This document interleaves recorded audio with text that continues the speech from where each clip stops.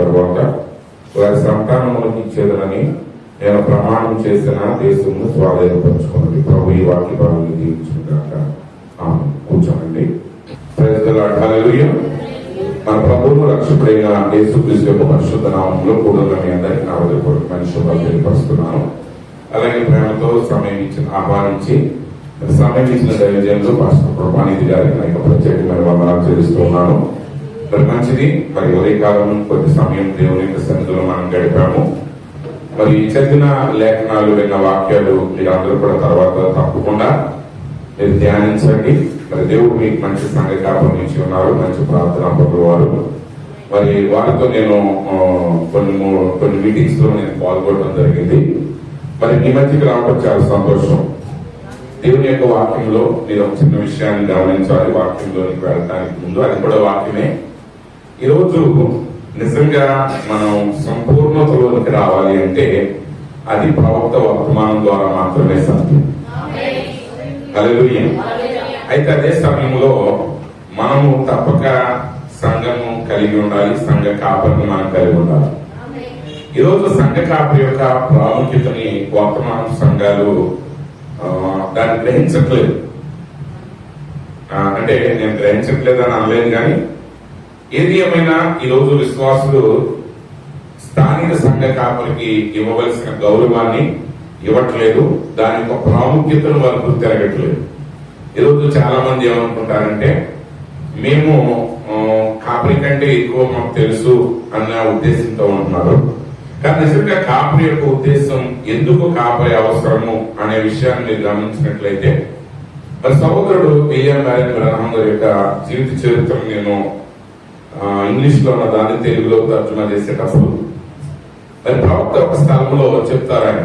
ఆయన ఏమంటారంటే, ఆయన అద్భుతాలు ఆశ్చర్య కార్యాలన్నీ కూడా దర్శనముల ద్వారా, దేవుడు అనుగ్రహించిన వివేచన వరం ద్వారా, ఆ దేవుని దూత బయలుపరచుట ద్వారా చేయడం జరిగింది. ఆయన ఎప్పుడైనా ప్రార్థన వస్తువులు అనుకున్నప్పుడు, దేవుడు ఆ వివేచన ఇచ్చినప్పుడు ఆ ఎదుటికి వచ్చిన వ్యక్తిని, ఆ వ్యక్తి పేరు, ఏ ప్రాంతం నుండి వచ్చారు చక్కగా వివరించి చెప్పేవారు. మీ అందరూ తెలుసు, ప్రపంచంలో అంతకు ముందు కానీ తర్వాత కానీ అలాంటి వివేచన వారం కలిగిన దైవ సేవకులు ఎవరు కూడా లేరు.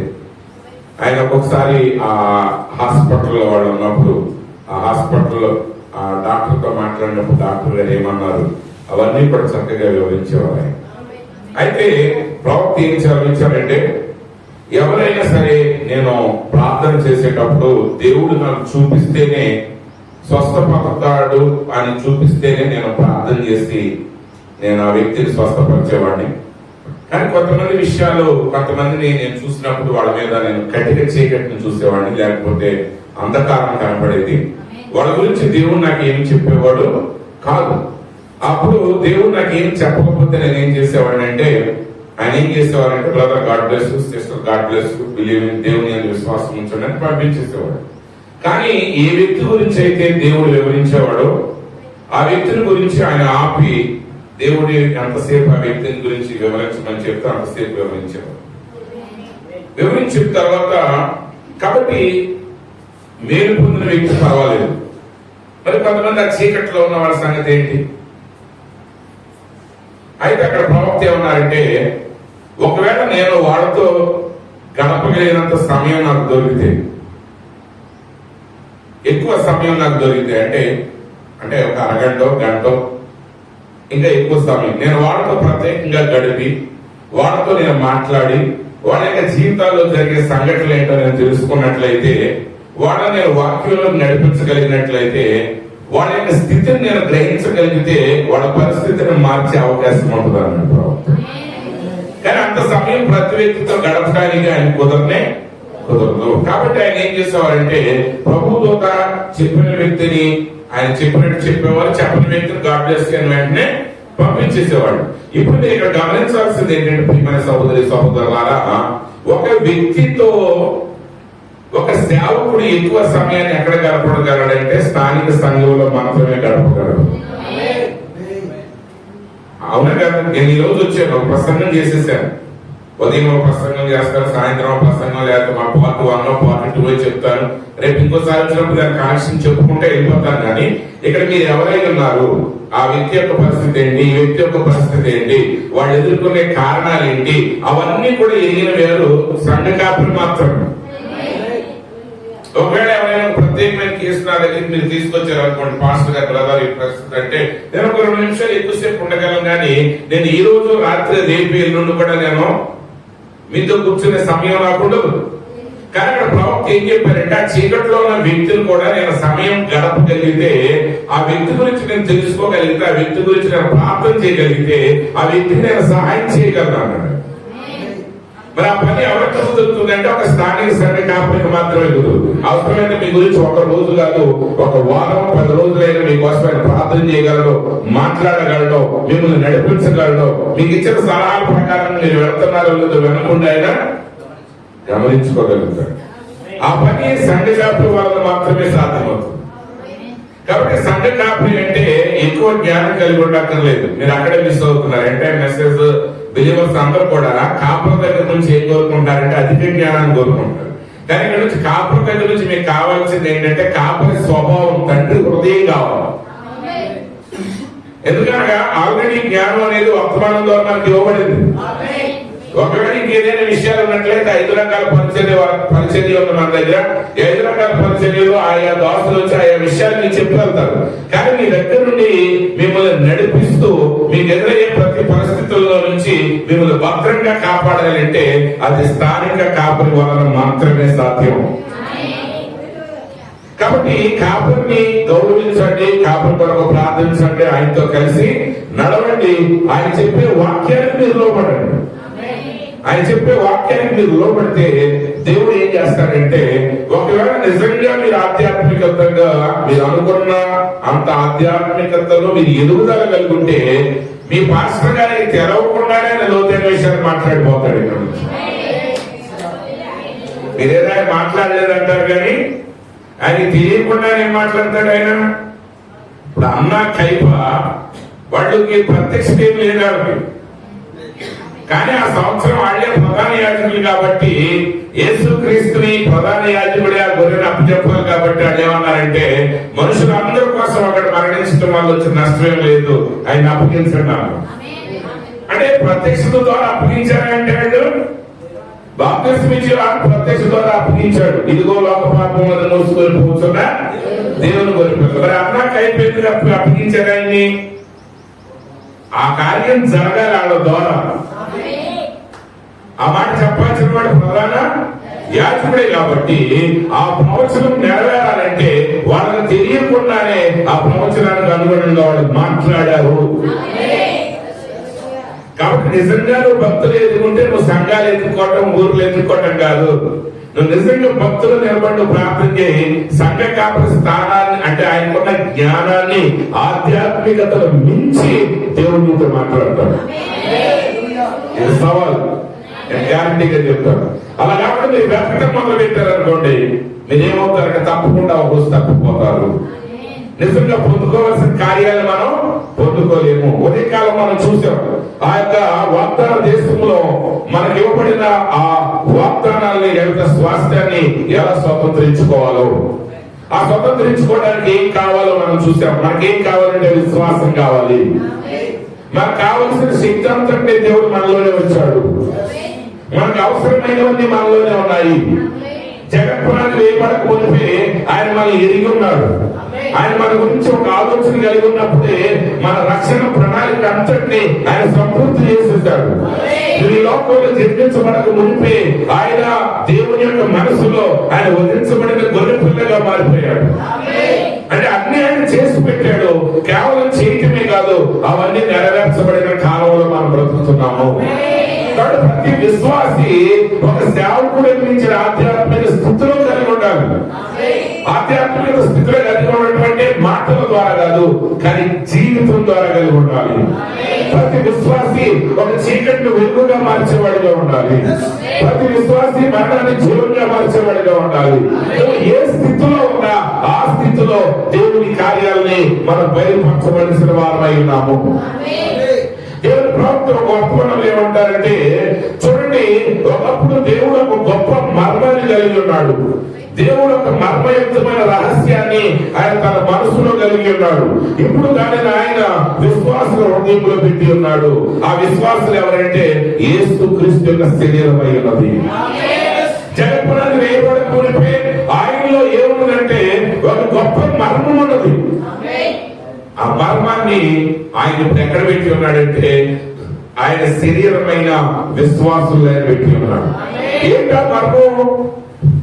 What was God's once great secret in his mind before the foundation of the world is now made manifest. అంటే జగత్పునాది వేయబడక మునిపే ఆయన మనసు యొక్క వెనక భాగంలో ఉన్న ఆ గొప్ప మర్మము ఇప్పుడు అది బయలుపరచబడింది. దాని గురించి ఒకసారి ఆలోచించండి. అయితే మనం దాన్ని సరిగా గ్రహించట్లేదు. దాన్ని ఏ రీతిగా మనం గ్రహించాలో ఆ రీతిగా మనం దాన్ని గ్రహించట్లేదు. దాన్ని మనం స్వీకరించట్లేదు. మర్మములు అనగానే మనము అనేక రకాలైన లౌకిక కార్యాల మీద దృష్టి పెడుతున్నాం. కానీ అన్నిటికంటే గొప్ప మర్మం ఎవరంటే క్రీస్తునందున్న విశ్వాస అన్నిటికంటే గొప్ప మర్మం అయి ఉన్నాడు.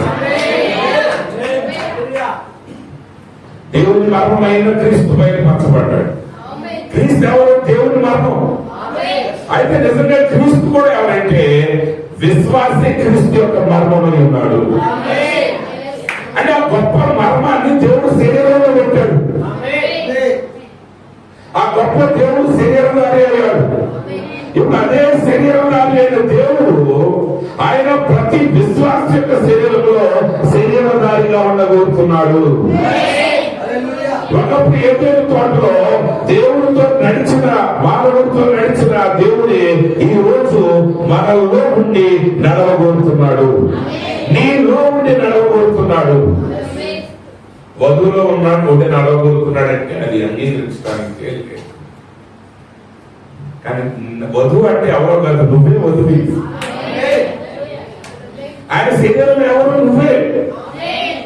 సంఘం అంటే ఎవరు? మనం కాదు, గుంపు కాదు. ఇక్కడ ఉన్న ప్రతి వ్యక్తి క్రీస్తులో ఒక శరీర అవయవమై ఉన్నాడు. అంటే ఈ రోజు ఆ గొప్ప మర్మం ఏంటంటే ఆ మహా గొప్ప దేవుడు అల్పులైన సామాన్యంగా కనబడే వేళలో ఉండి ఆయన గొప్ప కార్యాన్ని ఆయన చేయబోతున్నాడు. అదే గొప్ప మర్మమై ఉన్నది. ఒకప్పుడు దేవుడు మనసులో ఏముందో ఇప్పుడు అది ఎక్కడుంది? ఆయన విశ్వాసంలో ఉంటుంది. ఎందుకంటే ఒకప్పుడు ఆ గొప్ప మర్మం యేసుక్రీస్తులో బయలుపరచబడింది. ఇప్పుడు యేసుక్రీస్తులో ఉన్న మర్మం ఎక్కడ బయలుపరచబడుతుందంటే ఆయన వధువులో బయలుపరచబడుతుంది. ఇప్పుడు యేసు సంఘాన్ని ప్రేమిస్తున్నాడు. ఆ పెళ్లి కుమార్తెకు ఆయన ఏం చెప్తున్నాడంటే ఆ రహస్యాలని ఆయన చెప్తున్నాడు. ఈరోజు దేవుడు వర్తమానంలో మనతో ఏదైతే మాట్లాడుతున్నాడో అవన్నీ మర్మాలు. మర్మాలని ఎలా అంటారంటే ఈ వర్తమానం చెప్పేదాన్ని వధువు మాత్రమే అంగీకరిస్తుంది, మిగతా వాడు దాన్ని ఎగతాళి చేస్తున్నారు. అది ఇంకా వాళ్ళకి అర్థం కాలేదు. అంటే ఈ సత్యం ఓపెన్ గా ప్రకటించబడుతుంది, సంఘాల్లో ప్రకటించబడుతుంది, యూట్యూబ్ లో ప్రకటించబడుతుంది, ఆన్లైన్ లో ప్రకటించబడుతుంది. పెద్ద పెద్ద సభలు పెట్టి ప్రకటిస్తున్నా ఇది ఇంకా మర్మమే. అవునే కదా? అది గ్రహించబడిన వాడికి మాత్రమే ప్రత్యక్షత. గ్రహించబడిన వాడికి ఇంకా ఏమైందండి? మర్మమై ఉన్నది. కాబట్టి ఆ గొప్ప దేవుని కార్యం ఏంటంటే దేవుడిలో ఉన్న గొప్ప మర్మం ఏంటంటే వ్యక్తపరుచుకోవటమే ఆయన మర్మం. ఆ గొప్ప మర్మం ఏంటంటే ఏమీ లేని సమయంలో దేవుడు ఉన్నాడు. పదం వాడు ఆ పదాన్ని డినామినేషన్ కూడా గ్రహించడం కష్టం. ఆయన ఏమంటాడంటే దేవుడుగా లేని ఒక సమయం ఉంది అన్నాడు. దేవుడుగా లేని ఒక సమయం ఉంది అంటే ఆయన దేవుడు కాకముందే ఉన్నవాడు ఉన్నాడు. ఎందుకు ఆయన ప్రవక్త మాట్లాడాడంటే దేవుడు అనగా ఆరాధన పొందే వ్యక్తి. అంటే ఆయన ఆరాధించడానికి ఎవరు లేరు, ఆయన ఒక్కడే ఉన్నాడు. ఆయన ఒక్కడే ఉన్నప్పుడు ఆయన ఎవరు లేని సమయంలోనే, ఆయన దేవుడుగా లేని సమయంలోనే ఆయనలో తండ్రి ఉన్నాడు, ఆయనలో కుమారుడు ఉన్నాడు, ఆయనలో ఒక రక్షకుడు ఉన్నాడు, ఆయనలో ఒక విమోచకుడు ఉన్నాడు, ఆయనలో ఒక స్వస్థపరచు దేవుడు ఉన్నాడు, ఆయనలో పడిపోయిన దాన్ని బాగు చేసేవాడు ఉన్నాడు, ఆయనలో నశించిపోయిన దాన్ని వెనక రక్షించే కాపురు ఉన్నాడు, ఆయన చెదిరిపోయిన దాన్ని బాగు చేసే శక్తి ఆయనలో కలిగి ఉన్నాడు. వీటన్నిటినీ ఆయన అప్పుడే కలిగి ఉన్నాడు. అయితే వాటిని వ్యక్తపరచాలనుకుంటున్నాడు. అయితే ఆయన వ్యక్తపరచాలనుకున్నది నేరుగా ఆయనగా కాదు, అది మార్గం. ఆయన చేస్తే ఒకప్పుడు మాస్టర్కి పేరు ఎలా వస్తుందంటే స్టూడెంట్లను బట్టి మాస్టర్ పేరు వస్తుంది. ఒక మాస్టర్ బాగా పాటలు చెప్పారు అనుకోండి, ఆయన దగ్గర చదువుకున్న వాళ్ళందరికి ఎక్కువ మార్కులు వస్తే అప్పుడు మాస్టర్కి పేరు. అట్లాగే దేవుడు ఎలా వ్యక్తీకరించాలనుకున్నాడు? నిజానికి దేవుడి యొక్క మొదటి కార్యం ఆదామే. అయితే ఆదాము విఫలమయ్యాడు. ఆదాము విఫలం అవడం వల్ల దాని తర్వాత ఎంతో మంది ప్రవక్తలు వచ్చారు, కానీ వారు ఎవరు కూడా సంపూర్ణంగా దాన్ని బయలుపరచలేకపోయారు. అందుకే ఆయనే శరీరధారిగా వచ్చి ఆయన ఏదైతే వ్యక్తపరచాలనుకున్నాడో దాన్ని వ్యక్తపరిచాడు. అయితే ఇప్పుడు ఆయన మన ఎదుట చూపిన కార్యాన్ని ఇప్పుడు ఎవరు చేయాలి? మనందరం చేయాలి. ఇప్పుడు ఒక్కడిగా చేయాల్సింది. ఇప్పుడు ప్రవక్త ఏం చేశాడో, ఎలా జీవించాడో అది ఆయన ఒక్కడితో ఆగకూడదు, అది మన అందరిలో జరగాలి.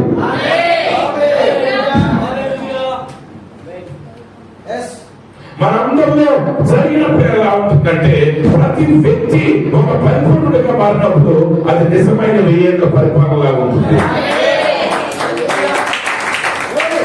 అయితే ఇంకా వెయ్యేళ్ళ పరిపాలనలో మనం రాలేదు, కానీ రాకపోయినా ప్రవక్త ఏమన్నారంటే అక్కడ జరగబోయే కార్యాలని ఇక్కడ మన సంఘంలోనైనా దాన్ని రుచిగా చూపించవలసిన బాధ్యత మనం కలిగి ఉన్నాము.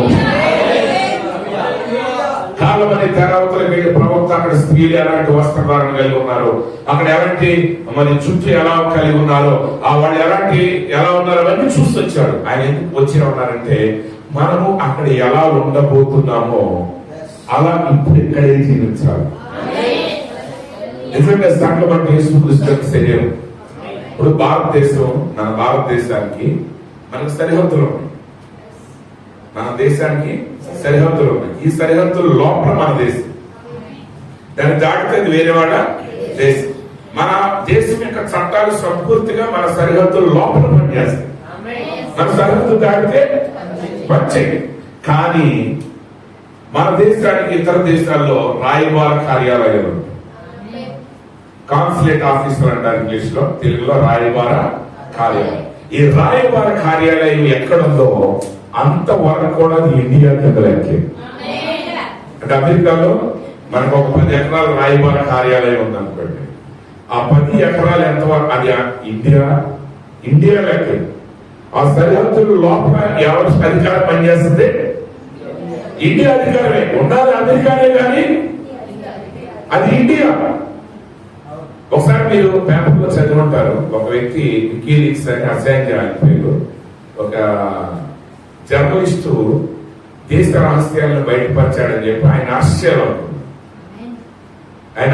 అనుకున్నప్పుడు ఆయన వెళ్ళి ఈక్వెడార్ అని ఒక చిన్న దేశం ఉంటుంది.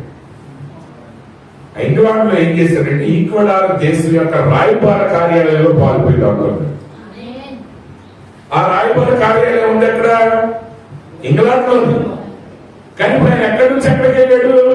ఒక రాయబార కార్యాలయంలోకి వెళ్ళాడు. కాబట్టి ఈయన మిలిటరీ లోపలికి వెళ్ళలేకపోతుంది. సంవత్సరాల తరబడి అమెరికా వాళ్ళు, ఇంగ్లాండ్ వాళ్ళు గేట్ బయట నుండి కాపలాగా అయిపోయి తప్ప లోపలికి అడిగేలా. అది రాయబార కార్యాలయం యొక్క శక్తి. అంటే ఒక చిన్న దేశం యొక్క రాయబార కార్యాలయం అంత శక్తిని కలిగి ఉంటే మన పౌరు స్థితి పరలోకం ఉందన్నారు పౌరు గారు. అందుకని అప్పుడైతే మన పరలోకానికి వెళ్తామని కాదు, పరలోకమే మనం కిందకి తీసుకొచ్చాం. నువ్వు ఉన్న ప్రాంతంలో ఏ శక్తులు పనిచేయాలి? సంపూర్ణంగా పరలోక శక్తులు పనిచేయాలి. దాని లోపలికి ఏ శక్తి రావడానికి వీల్లేదు. ఇది నిజంగా క్రీస్తు యొక్క రాయబార కార్యాలయం అయితే నిజంగా క్రీస్తు యొక్క వధువులో మనం ఉన్నట్లయితే ఇక్కడ సంపూర్తిగా దేవుని శక్తి మాత్రమే పనిచేయాలి. అంటే ఆ వేగంలో పరిపాలనే రుచిని మనం ఇక్కడే చూడగలగాలి, ఆ మాధుర్యతను ఇక్కడే చూడగలగాలి. ఎందుకంటే ఆ నిజమైన ప్రత్యక్షతను ఎప్పుడు పొందుకుంటావో పాతాళ లోక ద్వారములు నీ ఎదుట నిలవజాలో. ఈ బండ మీద నా సంఘాన్ని కడతాను. ప్రవక్త అన్నారు, ఆ బండంటి ప్రత్యక్షతే. నిజంగా నీ ఇల్లు ఒక పరలోకం యొక్క రాయబార కార్యాలయం అని, ఈ సంఘం ఒక పరలోక రాయబార కార్యాలయం అని, నిజంగా ఒక పరలోక పౌరుడు అని ఆయన ప్రతినిధులను గ్రహిస్తే నువ్వున్న స్థలంలో నుండి నువ్వు గొప్ప శక్తి కార్యాలు చేయగలవు. అపోస్తలుడైన పౌలు గారిని కొరడాలతో కొట్టారు, కాళ్ళు చేతులకు బొట్టాలు బిగించారు. అదే పౌలు గారు రాశారు, మీలో ఎవడైనా రోగి అయి ఉంటే, శ్రమలు పడుంటే వాడు ఏం చేయాలంటే ప్రార్థన చేయాలి. మీకు ఎవరికైనా సంతోషం కలిగితే కీర్తనలు పాడాలన్నమాట. కానీ పౌలు గారు చాలా అర్ధరాత్రి వేళ లేచి వాళ్ళు పాటలు పాడి దేవుని స్తుతించారు. ఎందుకంటే వాళ్ళు తగిన దెబ్బల గురించి ఆలోచన చేయట్లేదు, కాళ్ళు చేతులుకున్న బండముల గురించి ఆలోచన చేయట్లేదు. కానీ పుట్టోదనే ఒక మోసపరిచే ఆత్మ నుంచి రక్షించిన ఒక అమ్మాయి గురించి వాడు సంతోషించారు. బైబిల్ ఏం చెప్తుంది సార్, రాత్రి వాడు పాడుతుంటే ఖైదీలు అందరూ నిలుచున్నారు. లోపల పాడుతారు, అసలు దెబ్బలు తగిలి మళ్ళీ ఇప్పుడు మన వధువుని, నేను శక్తి కలిగిన వాడిని, నేను పనులకు పౌరుడు అంటే జనాలు ఏం చేస్తారు, నవ్వుతారనే భయం అందరికీ ఉంటుంది. కానీ పౌలు గారు పాడుతుంటే, శీల గారు పాడుతుంటే ఖైదీలు అందరూ విన్నారు. పరలోకం శక్తి దిగి వచ్చి కదిలిపోయారు. వాళ్ళు కాళ్ళు చేతుకున్న బండములు విడిపోయారు. వాళ్ళవి కాదు, వాళ్ళ చుట్టుపక్కల ఖైదీలు అందరూ విడుదల పొందారు. అది గొప్ప. అందుకు బంధించబడి ఇతరులకు విమోచించారు, గాయపరచబడి సంతోషాన్ని కలిగి ఉన్నారు. అదే పౌలు కొరింథీ పత్రికలో అంటే నేను కాలం పడుచున్న ఆదరణ లేని వారం కాదు, అవి ఒట్టి మాటలు కాదు. ఎందుకంటే ఆ ఉదయాలు వెళ్ళారు. నిజంగా పరలోక శక్తుల దగ్గర ఉంటే ఈ లోక శక్తులను బంధించగలిగినా వాడు పరలోకముడి శక్తులు నింపారు. వాళ్ళు విడుదల పొందడమే కాదు, వాళ్ళ స్వరమైన వాళ్ళందరూ విడుదల పొందారు. ఈరోజు నీ స్వరమైన వాళ్ళందరూ విడుదల పొందుతున్నారా? ఈరోజు నీ స్వరం ఎంత దూరం వినబడితే అంతవరకు పరలోక శక్తి ప్రయాణం చేయాలి. నువ్వు ఉన్నావంటే అక్కడ విడుదల జరగాలి. నువ్వు స్థలానికి వెళ్ళావంటే అక్కడ సంస్కృతం జరగాలి. నువ్వు స్థలానికి వెళ్ళావంటే చీకట్లో ఉండి వెలుగు చూడాలి. బంధించబడిన ప్రతి స్థలాన్ని మనం విడుదల చేయాలి. బంధించబడిన వాళ్ళకి వెళ్ళి నేను విడుదల చేయబడ్డాలని ప్రకటించాలి. ఎందుకు ఒకసారి ఆలోచిస్తే ఈరోజు మనకు కావాల్సింది రియల్ గా మన గురించి ప్రత్యక్షత కావాలి. ఎందుకంటే వర్తమానం ద్వారా యేసుక్రీస్తుని గురించి ప్రత్యక్షత మనం తెలుసుకున్నాం. ఆ ప్రత్యక్షతలో నీ భాగం ఏంటో నీకు అర్థం కావాలి. అంతే, మిగతాదంతా సెకండరీ థింగ్. మీరు తర్వాత గురించి వర్తమానం చదివేటప్పుడు చాలా జాగ్రత్తగా గమనించాలి. ఏదో న్యూస్ పేపర్ చదివినట్టు చదవద్దు వర్తమానం. దానికోసం కొంత సమయానికి, అంటే మామూలుగా ప్రయాణాల్లో సరదాగా మనం చదవద్దని కాదు, కానీ తప్పుగా దానికి ఒక మర్యాదపూర్వకమైన సమయాన్ని ఇచ్చి చదవాలి. ఎందుకంటే ఒట్టిగా చదివాలనుకుంటే ఎలా ఉంటుందంటే మళ్ళీ రెండోసారి చదవాలని చదివిందే కదా అన్నట్టు అనిపిస్తుంది కదండి. అవును కదా. ఇప్పుడు నేను ప్రసంగం చేశాను, రేపు ఇంకొక మీటింగ్ అంటే రేపు గారు ఎల్లుండో మాస్టర్ గారు మీటింగ్ పెట్టారు. ఆయన కూడా వచ్చి ఇదే పేరు ఎత్తాడు అనుకోండి, మీరు ఏమంటారు? మొన్న ఆయన చెప్పాడు మళ్ళీ అట్లా ఎప్పుడు అనుకున్నాను. ఎందుకంటే ప్రతి దైవ సేవకుడు ఆయన అనుభవాలు కూడా చెప్తాడు. జాగ్రత్తగా వింటే ప్రతి దాంట్లో ఒక లోపం అనుకున్నాను. ఎందుకంటే ప్రతి స్థలంలో ఒక లింక్ వదులుతాడు దేవుడు. అది క్యాచ్ చేయగలిగితే నీ జీవితం ఆశీర్వదించబడుతుంది. కాబట్టి పౌలు గారు కానీ ఆ బైబిల్లో ఉన్న అపోస్తలులు వాళ్ళందరూ కూడా వాళ్ళు ఏం చేశారంటే దేవుని యొక్క శక్తిని ప్రదర్శించారు. అది దేవుని యొక్క గొప్ప మాట. ఈరోజు దేవుడు ఏం కోరుకుంటున్నాడు నీ ద్వారా? నిజంగా గొప్ప కార్యాలంటే మనం ఊహించే గొప్ప కార్యాలు కాదండి. ఇప్పుడు ఇశ్రాయేలు చిన్నది ఉంది, ఒక చిన్న పాప, వయసు అంతా తెలియదు మనకి. శత్రువులు వచ్చారు, దాడి చేసి పట్టుకుపోయారు ఆమె బానిసగా. ఆమె తల్లిదండ్రులకి వేరు చేయబడింది, సమాజం నుంచి వేరు చేయబడింది, స్వదేశం నుంచి వేరైపోయింది. ఒక ఇంట్లో ఆ బాధలో ఉండి కూడా ఆమె ఏం చేసిందంటే ఒక దేశ సైన్యాధ్యక్షుడికి సలహా ఇవ్వగలిగింది, సహాయం చేయగలిగింది. మనం చేయగలుగుతాము? మనకి ఎవరు చేస్తారని నాలుగు పక్కలు చూస్తూ ఉంటాం. కానీ నీకు తెలుసు మనం చేయగలమని. అది మనం చేయగలిగేది ఈ లోకం చేసే సహాయం కాదు, ఈ లోకం చేయలేని కార్యాలు మనం మాత్రమే చేయగలం. అవే ఇప్పుడు పౌలు గారు చేసిన సహాయం ఈ ప్రపంచానికి ఎవడైనా చేయగలరా? కావాలంటే రాజు గారు ఒక మంత్రి గారు వచ్చి వాళ్ళ క్షమాపేక్ష పెట్టి తీసుకెళ్ళొచ్చాడు. కానీ దైవ శక్తి ద్వారా ఆ యొక్క చెరసాల పునాదులు బద్దలు కొట్టి వారి కాళ్ళు చేతులు కూడా బొండల నుంచి విడిపించి వారిని స్వతంత్రం చేశారు. అంత మాత్రమే కాదు, నేను నమ్ముతున్నాను కేవలం చెరసాల నాయకుడు కుటుంబమే కాదు, ఆ చెరసాలలో ఉన్న వాళ్ళలో కూడా అనేక మంది రక్షించబడి ఉన్నారు. కారణం ఏంటి? ఆ శక్తి దేవుని శక్తి. ఆ శక్తిని దేవుడు ఏం చేశాడంటే పౌలు గారి ద్వారా వ్యక్తపరుచుకున్నాడు. మనందరి ద్వారా దేవుడు కోరుకునేది అదే, ఒక్కొక్క పాత్ర ద్వారా ఒక్కొక్క కార్యాన్ని ఆయన వ్యక్తపరచాడు. కరెంట్ ఒకటే, కానీ అనేక పనులను చేస్తాం. కానీ ఒక్కొక్క పని ఒక్కొక్క వస్తువు ద్వారా చేస్తాం. ఈరోజు దేవుడు ఒక్కొక్క వ్యక్తి ద్వారా, మీ అందరి ద్వారా, మీరందరూ ఎవరంటే కేవలం సామాన్యమైన వ్యక్తులు కాదు, దేవుని యొక్క మహా గొప్ప మర్మాన్ని ఈ చివరి కాలంలో ప్రదర్శించవలసిన వారు మీరు. చిన్నవి కావచ్చు, ఆ చిన్న అమ్మాయి ఒక కార్యమే చేసినట్టుగా బైబిల్లో రాయబడింది.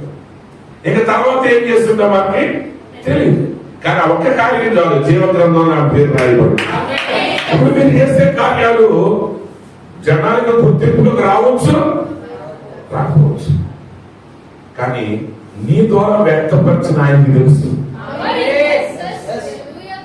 ప్రభు నన్ను మీ ప్రేయస్సుగా అర్థం కాదని మీరు ఎరగండి అని పౌలు గారు సెలవిచ్చారు. కాబట్టి ప్రియమైన సహోదరి సహోదరులారా, నిజంగా ఈ క్రైస్తవ జీవితం అనేది ఎంతో ఆశీర్వాదకరమైనది.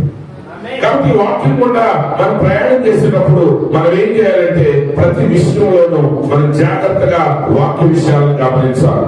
కానీ ఇక్కడ ప్రవక్త ఏమంటారంటే, అంటే చాలా కొన్ని కొటేషన్స్ చదువుతాను, చెప్తాను, జాగ్రత్తగా మీరు వినండి.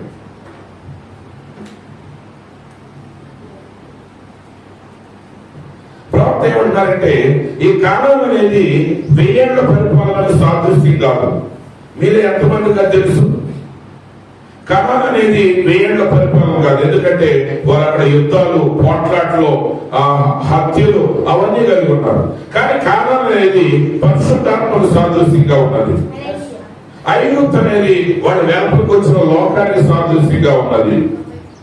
కానీ అరణ్యం అనేది వారు శుద్ధీకరించబడిన స్థలము అనగా సంఘమై ఉన్నది. అంటే వాళ్ళు ఐగుప్తులో నుంచి నేరుగా కానానులో ప్రవేశపెట్టబడలేదు, మధ్యలో అరణ్య యాత్ర చేశారు. ఆ అరణ్య యాత్ర ఏంటంటే వారిలో ఉన్న ఐగుప్తులు బయటకు తీసే స్థలం అది. ఈరోజు సంఘం నీకేం చేస్తుందంటే, సంఘం ఏదో నేను కంప్లీట్ ఏదో చేయలేదని మీరు అనుకోమాకండి. ఎందుకంటే సంఘం నువ్వు ఊహించడం సంఘం ఇవ్వలేదు. ఆ కార్యాలు నీకు రావాలంటే నువ్వు దీంతో పాటు కూడా ప్రయాణించి ఆ పరిశుద్ధాత్మ చేత నింపబడినప్పుడు దేవుడు ఆ కార్యాలు నీలో చేస్తాడు. సంఘం ఏం చేస్తుంది? నేను దిద్దుబాటులో నడిపిస్తుంది. నువ్వు ఎలా నడవాలి, ఎలా ప్రార్థించాలి, ఎలా జీవించాలి, లోకం ఏంటి, ఏ విషయాల నుంచి నువ్వు దూరం కావాలి, ఇవన్నీ కూడా అరణ్య యాత్రలో నువ్వు నేర్చుకుంటావు. కాబట్టి ఐగుప్తు అనేది లోకమైతే, కానాను అనేది అంటే బాలుకర్రలు భావించే వాగ్దానం చేసే పరిశుద్ధాత్మ అయితే, అరణ్యం ఏంటంటే సంఘమే అరణ్యమై ఉన్నది. The wilderness is where they were sanctified, called the church. ఆ విల్డర్నెస్ లోనే వాళ్ళు శుద్ధీకరించబడి సంఘంగా పిలువబడ్డారు. Canaan is where they settled down with the Holy Spirit because they still had wars. కానీ కానాన్ అనేది ఏంటంటే, కానాను అనగా వాగ్దాన దేశం. ఆ వాగ్దాన దేశంలో పరిశుద్ధాత్మ చేత వారు నింపబడ్డారు. అయినను వారు యుద్ధాలు కలిగి ఉన్నారు. ప్రవక్త అంటాడు, క్రైస్తవ జీవితంలో యుద్ధాలు ఉండవు అని మీరు అనుకుంటే నిజంగా ఒకసారి పరిశుద్ధాత్మ చేత నింపబడండి. నువ్వు పరిశుద్ధాత్మ చేత నింపబడితే అప్పుడు తెలుస్తుంది యుద్ధాలు ఉన్నాయా లేవనేది. కొంతమంది ఇంకా చక్కగా ప్రశాంతంగా ఉన్నారనుకోండి, పసిపిల్లలకి ఏమీ తెలవదు, వాళ్ళకి మంచిది తెలవదు, వాళ్ళకి చెడు తెలవదు. కొంతమంది ఉంటారనమాట, ఈ ప్రభుత్వం నవ్వుతూ చక్కగా చల్లగా ఆ సంచిబెడ్ లాగా ఉంటారు. వాళ్ళు ఏమంటారు, అబ్బాయి మేము ప్రశాంతంగా ఉన్నాం, ఇదేనండి పరమ కానాను అని అనుకుంటారు. లేదు లేదు, అసలు కానాను ప్రవేశించలేదు. పోరాటాలు అనేది, క్రైస్తవ జీవితంలో పోరాటాలు అనేది అది శాపానికో లేకపోతే నువ్వు దేవుడికి దూరంగా ఉన్నావు అనే దానికి సాదృశ్యం కాదు. నిజంగా నువ్వు పోరాటంలో ఉన్నావంటే దాని అర్థం ఏంటంటే నువ్వు గెలవబోతున్నావు అని అర్థం. ఎందుకంటే యేసుప్రభువు అన్నారు, ఇదిగో నేను లోకమును జయించింది, నా యందు విశ్వాసం ఉంచిన వాడు జయించింది. ఆయన జయించారు, సింహాసనం మీద ఆశీర్వైనట్టుగా ఆయన ఎంతో ఎవరైతే జయిస్తారో వారు కూడా ఆయనతో కూడా సింహాసనం మీద ఆశీర్వై ఉంటారు. ఎవరైతే సింహాసనం మీద ఆశీర్వై ఉంటారో వారు మాత్రమే పరిపాలన చేస్తారు. నువ్వు క్రీస్తుతో పరిపాలించాలి అంటే నువ్వు క్రీస్తుతో పోరాడి గెలవాలి. నువ్వు పోరాడాలంటే ఖచ్చితంగా ఒక పోరాటం ఎదురవ్వాలి. నీ జీవితం ఎదురయ్యే ఏ పోరాటానికి మీరు వెనకడిపోయి మాట్లాడు. మీరు పోరాటాలు ఉండగలిగేటప్పుడు రకరకాల వ్యక్తులు రకరకాల మాటలు మాట్లాడతారు. ఎప్పుడు వాడు చెప్పేది ఏంటంటే నువ్వు పాపం చేసావు, ఓకే, ఒకవేళ నీలో పాపం ఉంటే వెంటనే దాన్ని ఒప్పుకోవచ్చు. అందులో ఏ రాజీ లేదు, దానికి ఏ కాంప్రమైజెస్ లేవు. కానీ నువ్వు సరైన విధానంలో ఉన్నప్పుడు కూడా నువ్వు శ్రమలు గుండా వెళ్తున్నావంటే నువ్వు ఎట్టి పరిస్థితుల్లోనూ నువ్వు కలవరపడవలసిన అవసరం లేదు. రెట్టింపు ఉత్సాహంతో ఆ పోరాటం చేయి. అపోస్తలుడైన పౌలు గారిని నిజంగా ఆయన జీవితాన్ని ఒకసారి మీరు గమనించండి. ఆయన జీవిత కాలంలో మిగిలిన సేవకులందరికంటే చాలా తక్కువ స్థితిలో బ్రతికాడు. ఏ విషయంలోనే మిగిలిన సేవకులు కొన్న ఆర్థిక స్థితులు ఆయన దగ్గర లేవు. కానీ మామూలుగా మీరు బైబిల్ చదువుతా ఉంటే పౌలు గారు అందరికంటే హైయెస్ట్ ఇప్పుడు కార్పొరేట్ లెవెల్ పాస్టర్ లాగా ఉండేవాడు అని మీరు అనుకుంటారు. లేదు లేదండి, ఒక చాలా సామాన్యమైన జీవితాన్ని, చాలా తీవ్రమైన జీవితాన్ని ఆయన జీవించారు. కానీ ఏ రోజు నేను ఎలా ఉన్నానని ఆయన ఎవరికి చెప్పుకోలేదు. దాని గురించి ఆలోచన ఆయనలో లేదు. ఆయన ఎప్పుడు కూడా క్రీస్తులో ఆయన ఏమై ఉన్నాడు అన్న దాన్ని చూశాడు. రాజు దగ్గరికి ఆయన 2 చేతులు కట్టేసి తీసుకెళ్తే ఆయన ఏమన్నాడు తెలుసా, రాజా ఈ నా బంధకములు తప్ప ఈ నా మాటలు వినే ప్రతివాడు నా వలే ఉండాలని నేను కోరుకున్నాను. మనం అడగలుగుతామంటే ఆ మాట మనకి ఎంతో మంచి ఇంటని పొందగలుగుతారు. ఈ బాధ మనం పడలేకపోతారు. అసలు ఈ సేవ వద్దు బ్రదరు, లేకపోతే విశ్వాస జీవితం వద్దు బ్రదరు. ఎవరికి వాళ్ళే చిన్న బాధ తట్టుకోలేక అవునే కదా.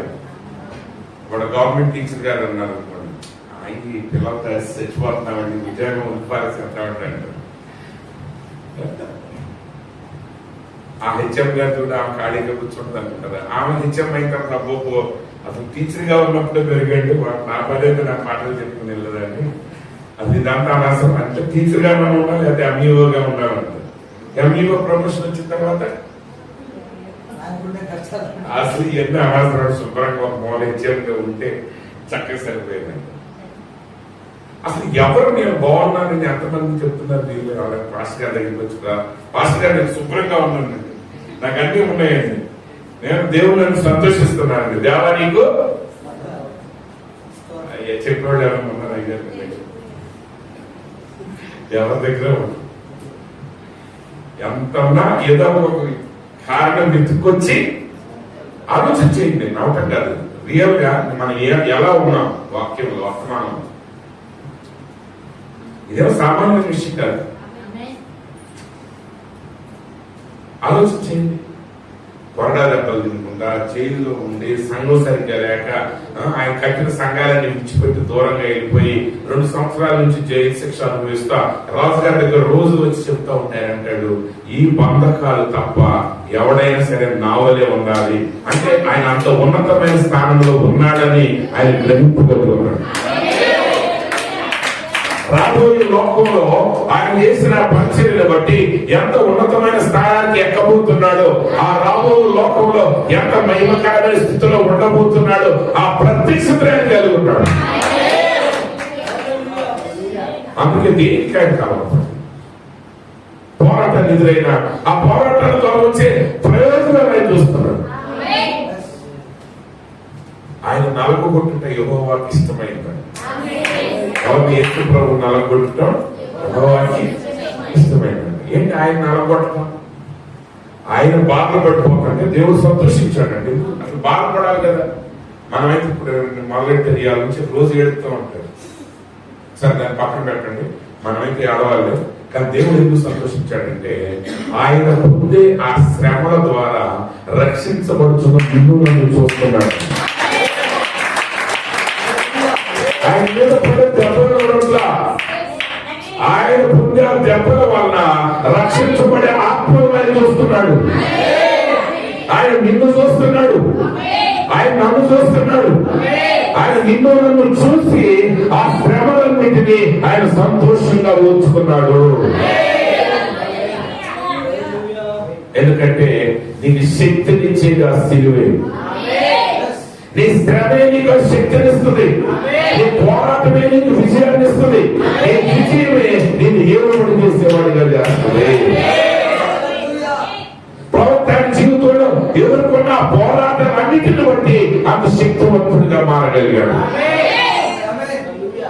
ప్రియమైన సహోదరి సహోదరులారా, నిజంగా క్రైస్తవ జీవితం అనేది సుఖమని మీరు అనుకోమాకండి. మీరు నిజంగా లోక సంబంధమైన సుఖాన్ని మాత్రమే అనుభవిస్తుంటే నువ్వు నిజంగా పరిశుద్ధాత్మ పొందుకోలేదు. నిజంగా పరిశుద్ధాత్మ కలిగి ఉంటే నువ్వు తప్పక లోక సంబంధమైన వనరులు ఉన్నా సరే తప్పక నువ్వు ఆత్మీయ పోరాటాన్ని ఎప్పుడు ఎదుర్కొంటాడు. మీరేం చేస్తున్నారు? వాగ్దానం ఖానాలు చేసుకున్న వారు ఏం చేస్తున్నారు?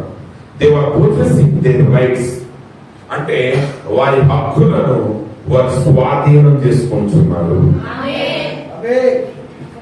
చాలా సార్లు ఏంటంటే మన ప్రజాస్వామ్య దేశం, మన ప్రజాస్వామ్య దేశం వల్ల మనకి కొన్ని బైబిలికల్ రూల్స్ మనకు తెలియట్లేదు. అంటే పూర్వకాలంలో 2 దేశాల మధ్య యుద్ధం జరిగినప్పుడు ఒక దేశం గెలుస్తుంది అనుకోండి, ఆ దేశం రెండో దేశాన్ని ఏం చేసుకుంటుంది? స్వాధీనం చేసుకుంటుంది. ఈ స్వాధీనం చేసుకునేటప్పుడు, స్వాధీనం అంటే అక్కడ రాజుగారు కిరీటాలు మార్చుకోవడంతో అవదు. ఆ సైన్యం ప్రతి విలేజ్ కి వెళ్ళి ప్రతి దాంట్లో ఉన్న అధికారిని తొలగించి వాళ్ళ అధికారిని పెట్టి వాళ్ళ చట్ట ప్రకారంగా నడిచేటట్టు దాన్ని చేయాలి. అంటే గెలిచిన తర్వాత స్వాధీనం చేసుకోవడానికి చాలా సమయం పడుతుంది. మన దేశంలో ఏంటంటే ఎలక్షన్ అయిపోగానే రిజల్ట్స్ వచ్చిన తర్వాత 2వ రోజున 3వ రోజున వీళ్ళు ప్రమాణ స్వీకారం చేస్తారు, అధికారం వాళ్ళ చేతుల్లోకి వచ్చేస్తుంది ఆటోమేటిక్ గా. స్వాధీనం చేసుకోవడం అనే కాన్సెప్ట్ మనకు తెలియట్లేదు. కానీ ఆ రోజుల్లో ఆ కాలంలో మీరు చదివిన తర్వాత యెహోషువ జీవిత చరిత్ర గాని, యెహోషువ గురించి గాని, దావీదు గురించి గాని, ఆ రాజు గురించి చేస్తే ఆ యుద్ధం గెలిచిన తర్వాత వాళ్ళ ప్రాంతం అంతటిని స్వాధీనం చేసుకోవాలి. అంటే అక్కడ జరిగేవన్నీ వాళ్ళ చట్టానికి అనుగుణంగా జరిగేటట్టు మార్చాలి. దానికోసం ప్రతి ప్రాంతాన్ని వాళ్ళు తిరగాలి. అలాగే ఈ రోజు నిజంగా యేసు క్రీస్తునందు నువ్వు రక్షణ పొందిన తర్వాత వాగ్దాన దేశం అందరినీ ఎదుగుతుంది. కానీ నువ్వు దేన్నైనా అది నీకు ఒట్టిగా నీకు ఇవ్వబడదు, ప్రతి దాన్ని నువ్వు బలవంతంగా స్వాధీనం చేసుకోవాలి. సాతానుడు వెళ్ళడు, సాతానుడు వెళ్ళడు. ఇప్పుడు ఆయన పొందిన దెబ్బల వల్ల నీ స్వస్థత కలిగినది. ఆమె మీలో బాధలు లేని ఎవరన్నా, అనారోగ్యం లేని వాళ్ళు ఎవరన్నా ఉన్నారండి? అనారోగ్యం లేని వాళ్ళు ఎప్పుడు లేదు. మీరు ఎంత గొప్ప మార్గాలైనా మాట్లాడండి, ఎంత గొప్ప మర్మాలు చేసిన సంఘంలోనైనా స్వస్థపరిచే సేవకుడు ఇచ్చాడంటే మాత్రం అందరూ లేదు కాదు.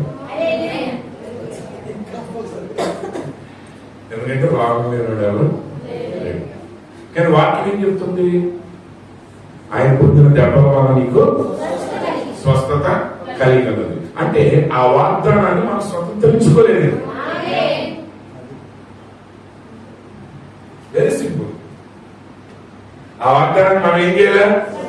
స్వతంత్రించుకోవాలి. అంటే ఆ వాక్యం చదవగానే నీకు స్వస్థత వస్తుందంటే రాదు. రావుతున్నారు. There is a big difference between healing and miracle అన్నాడు. అంటే అద్భుత కార్యానికి స్వస్థతకి మధ్య పెద్ద తేడా ఉంది. స్వస్థత అనగానే చేయగానే తగ్గదు. దానికి ఒక ప్రాసెస్ ప్రవక్తాన్ని వివరించాడు. ఇక్కడ ఏది కూడా ఊహలతో జరగదు. ప్రజలు ఏమనుకుంటున్నారంటే అన్ని ఊహలతో, నేను సమానం చేసేస్తాను, అది చేసేస్తాను, ఇది చేసేస్తానంటే జనాలందరూ ఓహో అంటారు. ఎవరు చేస్తాడు? చెప్పినంత ఈజీగా చేయటం, లేదా చప్పట్లు కొట్టినంత ఈజీగా జరగటం. ఎక్కడ ఏది జరగదు. ఏదన్నా పని జరిగిందంటే అది పని పట్టుకుని ఒకటి చేయాల్సింది. ఈ బిల్డింగ్ ఉంది కదా, ఈ బిల్డింగ్ లో ఉన్న ప్రతి రాయి టాపీ మేస్త్రి ఒక్కొక్క రాయిని చూసి చేతితో పట్టుకుని కొలతేసి పెడితేనే ఉంది అక్కడ. కొట్లాగపోతే అవ్వలేదు. ఇక్కడున్న ప్రతి పని ముందు ఒక వ్యక్తి చేత బిగించబడదు. ఈరోజు మనం అనుభవించేవన్నీ కూడా శరీర సంబంధంగానైనా దీని వెనకాల ఒక్కొక్కడు ఎంతో మంది శాస్త్రవేత్తలు ఎన్నో సంవత్సరాలు పోరాడి ఆలోచన చేసి ఎన్నోసార్లు విఫలమైన తర్వాత కనుగొన్న ఆవిష్కరణని. ఈరోజు దేవుని కార్యాలు కూడా బ్రహ్మం గారు ఆయన గురించి ఒకసారి ఆయన సంఘంలో ఒక సహోదరు ఉండేదన్నమాట. ఆమె చెప్తా ఉండేది, మా పాస్టర్ గారు చాలా మంచి సేవకుడు, ఆయన ద్వారా దేవుడు అద్భుతాలు ఆశ్చర్య కార్యాలు జరిగిస్తున్నాడు అంటా ఉంటే, అప్పుడు ఇంకొక నర్సు అంటామా, మీ పాస్టర్ గారు అంత అబద్ధాలు చెప్తాడు, దైవిక స్వస్థత అనేది ఏమీ లేదు. ఎందుకంటే మీ పాస్టర్ గారికి వాళ్ళ పిల్లలకి జలుబు చేసి జ్వరం వస్తే మా హాస్పిటల్కి తీసుకొస్తాడు ఆయన అని చెప్పింది. అప్పుడు ఆమె అయ్యారు ఏంటని అడుగుతాను. ఇప్పుడు రామంగారు అన్నాడు, ఏం నిజమైన తండ్రి అయినా చేయాల్సిన పని అనేది. ఈ పిల్లలకు బాగుంటుంది, పిల్లలు ఎక్కడ తీసుకెళ్ళాలి? హాస్పిటల్కి తీసుకెళ్ళాలి. మరి దేవుడు స్వస్థపరచుగా జాగ్రత్త గుర్తు పెట్టుకోండి. మందుల ద్వారా తగ్గినా అది దేవుడు గ్రహించేది.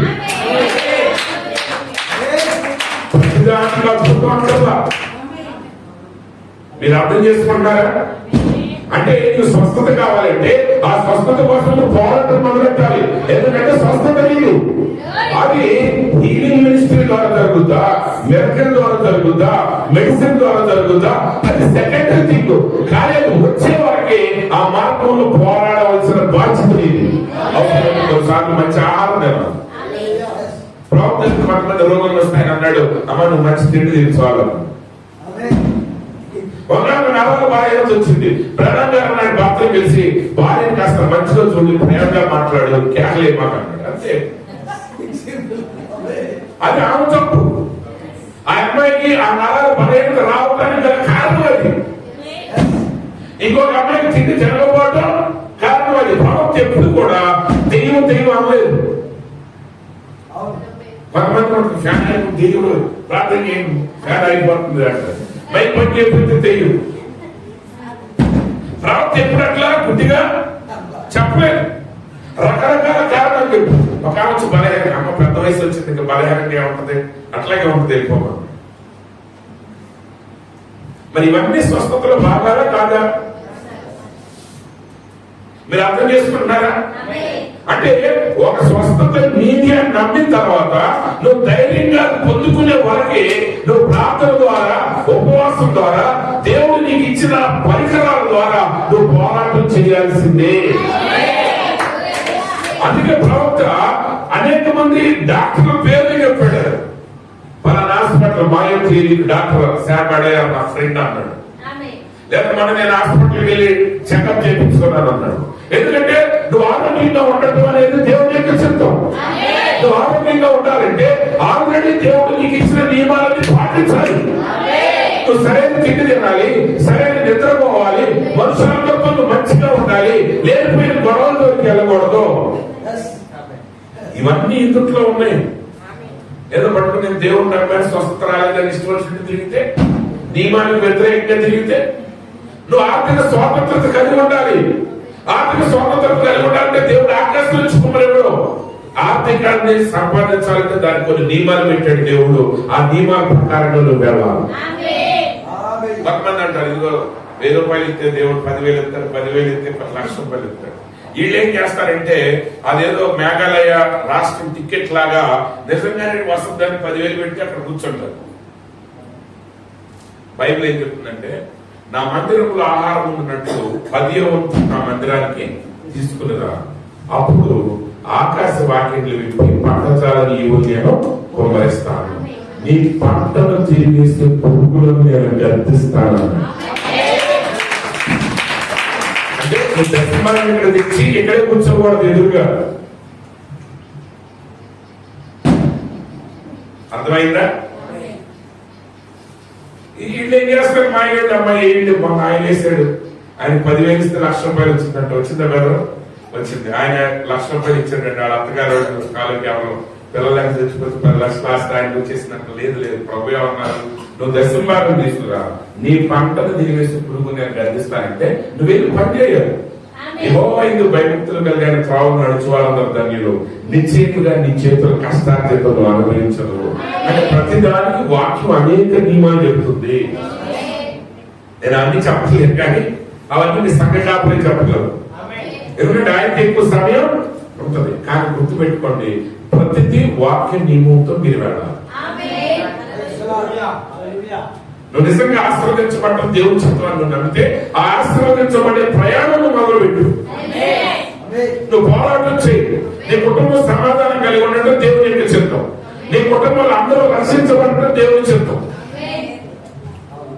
బయట చెప్తుంది, ప్రభువైన యేసులో విశ్వాసం ఉంచుకో, అప్పుడు నీవు నీ ఇంటి వారు రక్షించబడతావు. ఒకవేళ నీ ఇంట్లో రక్షించబడిన వారు ఎవరైనా ఉన్నారా, ఆ వాక్యాన్ని తీసుకుని దేవుని దగ్గర పోరాటం మొదలుపెట్టు. కేవలం స్త్రీ అంత ప్రభు ఆ యొక్క భోజనపు బల్ల దగ్గర నుంచి పడే ముక్కలైన కుటుంబం గురించి కదా. అలాంటి ముక్కలకి ఏమన్నా పోరాటం ప్రభు అన్నాడు, నువ్వు చెప్పిన మాటను బట్టి నేను నిన్ను దాటి వెళ్ళలేకపోతున్నాను. నీ విశ్వాసం నీ కుమార్తెను రక్షించింది. అమ్మా, నీ విశ్వాసం గొప్పది. అంటే ఆయన ఏం చేయగలడో ఆయన మీద అంత నమ్మకం ఉంది. ఉదయకాలం చూసాం కదా, దేవుని శక్తిలో ఒక భాగం అక్కర్లా, ఆ శక్తిలో నీడబడితే చాలు నీకు. ఆ నీడే సంపూర్ణ శక్తిని కలిగి ఉన్నది. ఎప్పుడు తిరిగినా ఆ వాక్యాన్ని సంపూర్తిగా గ్రహిస్తే పాతాళం యొక్క ప్రతి ద్వారాన్ని నువ్వు జయించగలవు. శత్రువు యొక్క ప్రతి గవిని నువ్వు జయించగలవు. అబ్రహాము ఇస్సాకును భరించినప్పుడు ఆ దేవదూత ద్వారా దేవుని దూత ద్వారా దేవుడు ఇచ్చిన వాగ్దానం ఏంటంటే, నీ సంతానపు వారు తమ శత్రువుల గవిని స్వాధీనం చేస్తారు. అదే ప్రవచనాన్ని, అదే వాగ్దానాన్ని రెప్పుగా బయలుదేరేటప్పుడు ఆమె ఇంటి వాళ్ళు చెప్పారు, నీ సంతానము తమ శత్రువుల గవిని స్వాధీనం చేస్తుంది. ఈరోజు ప్రతి అంగుడంతో పోరాడాల్సింది. నిజమైన ఇశ్రాయేలుడు ఎవరంటే, ఆశీర్వాదాలన్నీ దేవుడు చేయదు, కానీ అవన్నీ వాడు సంపాదించుకున్నాడు. వాడు పోరాడాడు. బయట మమ్మల్ని ఏ భక్తుడు పోరాడకుండా సంపాదించుకోవడం లేదు, పని చేయకుండా వాడు ఎవరు. యాకోబు మామగారి దగ్గర కూడా మంగళం వేశాడు. మోషే మామగారి దగ్గరికి తిరిగి కూర్చోరా, అక్కడ కూడా 40 ఏళ్ళు నేను రోజు నాకు కొంతకాలం జ్ఞాపకం కావాలని అనలేదు ఆయన. నేను సైన్యానికి పోతే నేను ఈ పనులు చేయలేను. వాళ్ళు కష్టపడి పని చేసి ఆశీర్వదించబడ్డారు. యోసేపు కూర్చొని కలవగల మీ కళల భాగమే కనపడుతుంది. మరి ఆయన కష్టంతో చేతులతో కష్టపడిన విధానం. ప్రియమైన సహోదరి సహోదరులు, నిజమైన జీవితాన్ని అర్థం చేసుకోండి. ఎక్కడో చోట వాక్యాన్ని వర్తమానాన్ని ప్రజలు వాళ్ళకి ఇష్టమైన కోణంలోకి వెళ్ళిపోతున్నారు. చెప్పినట్టు కాకుండా ఉన్నట్టు కాకుండా దాన్ని ఏదో విధానంలో అర్థం చేసుకున్నారు. అక్కడే పొరపాటు జరుగుతుంది. ఈరోజు వాగ్దానం చేసినట్టు వచ్చి ఒళ్ళో పడాలనుకుంటారు. అంతేనా? ఇప్పుడు కొన్నిసార్లు అంటారు ప్రభుత్వం స్వస్థపరుస్తాడు అనిపితే ముందు డబ్బా తీసుకెళ్లి బయట వారే స్వస్థపర బ్రహ్నాం గారే చెప్పలేదు ఆయన. అవన్నీ ఏంటి పిచ్చ మాటలు. కాబట్టి మన సహోదరులారా, ఆ రోజు ఇస్సాకు ద్వారా దేవుడు ఏ వాగ్దానం ఇచ్చాడో, రేపకాకి వారి తల్లిదండ్రులు ఏ వాగ్దానం పలికారో అదే వాగ్దానం యేసు ప్రభువు అంటున్నారు పేతురుతో, ఈ ప్రత్యక్షత కలిగిన వాడి ఎదుట ఏ ద్వారము నిలవదు, పాతాళ ద్వారం. ఎందుకంటే ప్రతి గవిని చేస్తాడు. ఈ ప్రత్యక్షత కలిగిన సాతానుడు యొక్క గవిని ఈ రోజు మీ కుటుంబాల్లో కొంతమంది కుటుంబాల్లో అనారోగ్యం ఉన్నది, కొంతమంది కుటుంబాల్లో అనైక్యత ఉన్నది, కొన్ని కుటుంబాల్లో పేదరికం ఉన్నది, కొన్ని కుటుంబాల్లో అజ్ఞానం ఉన్నది, కొన్ని కుటుంబాల్లో విగ్రహాలు ఉన్నది. అనేక సమస్యలు సాతాను ద్వారా సృష్టించబడినవి మీరు ఎదుర్కొంటున్నప్పుడు వాటన్నిటినీ ఈ వాక్యం యొక్క సత్యం ద్వారా మీరు జయించగలగాలి. ఈరోజు సంఘంలో అనేక సమస్యలు వస్తున్నాయి. ఈరోజు ప్రతి సంఘంలో అనేక సమస్యలు ఉన్నాయి. ఇంకా ప్రజలు లోకంలోనే ఉన్నారు, లోకం యొక్క తలపులు కలిగి ఉన్నారు. లోకంలో జరిగే కార్యాలు ఇంకా సంఘ సభ్యుల గురించి జరుగుతున్నాయి. ఇంకా ఇక్కడ కూడా గొడవలు, ఇంకా ఇక్కడ కూడా కులగొత్తాలు, ఇంకా ఇక్కడ కూడా హెచ్చుతగ్గులు, ఇక్కడ కూడా రాజకీయాలు, ఇవన్నీ జరుగుతూ ఉన్నప్పుడు వాటన్నిటిని జయించి ఆయనకు దేవుడు వాక్యమే.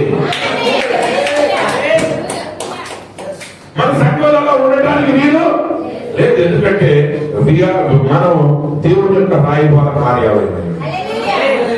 మనందరం పరలోక పౌరులమే. మనందరం పరలోక పౌరులమైతే నిజంగా పరలోకంలో ఉన్నట్టే ఉండాలి. మన మధ్య ఏ హెచ్చుతగ్గులు ఉండడానికి వీలు లేదు. మన మధ్య ఏ లోక సంబంధమైన కార్యాలు జరగడానికి వీలేదు. ఏదైనా వస్తే దాని వాక్యం ఏం చెప్తుందో చూసుకుని దానితో పాటు దాన్ని మనం చేయించాలి. మీరు ఒక విషయం చెప్పాలంటే, ఈరోజు లోకం ఏదైతే కొన్ని విషయాలు తెలుసుకుని వాళ్ళు ఆచరించి లబ్ధి పొందుతున్నారో అవన్నీ వాక్యం వినాలి. అంటే అవన్నీ మళ్ళీ క్రోడీకరించి మీకు చెప్పడానికి నాకు సమయం లేదు.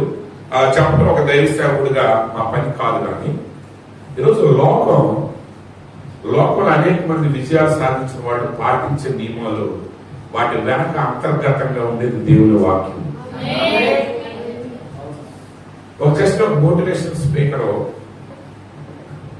ఆయన మోటివేషన్ స్పీకర్ అంటే మీకు తెలుసు కదా, జనాలు ఉత్సాహపరుస్తా వాళ్ళని మోటివేట్ చేస్తారు.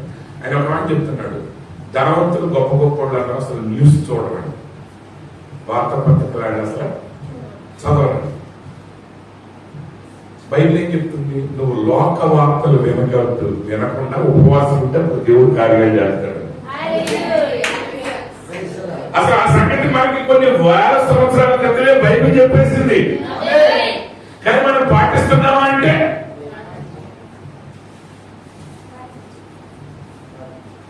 అసలు ఒక చాలా పెద్ద విషయం మనం గుర్తుపెట్టుకోండి. వాక్యం మనకి ఏం చెప్తుందంటే దేన్ని ఆశించొద్దని చెప్తుంది. కొద్ది రోజుల క్రితం ఒక విశ్వాసం అడిగారు, దాన్ని ఎక్కువ వివరించడానికి కుదరలేదు. కానీ ఎందుకంటే ఈరోజు ప్రజలు ఆశపడుతున్నారు పెద్దాన్ని. అసలు ఫస్ట్ యాజ్ ఎ బిలీవర్ నువ్వు తెలిసింది ఏంటంటే ముందు ఆశించుతాను ఆపేయం. అసలు ఫస్ట్ పదార్థం ఏం చెప్తుంది? నీ పొరుగు వాడికి అసలు ఏది ఆశించొద్దు. అసలు మినరల్ వాటర్ తాగుతున్నాడు, బావి నీళ్ళు తాగుతున్నావు అనుకో, అసలు ముందు మినరల్ వాటర్ నీరు తాగాలని ఆశ కూడా పెట్టుకున్నావు.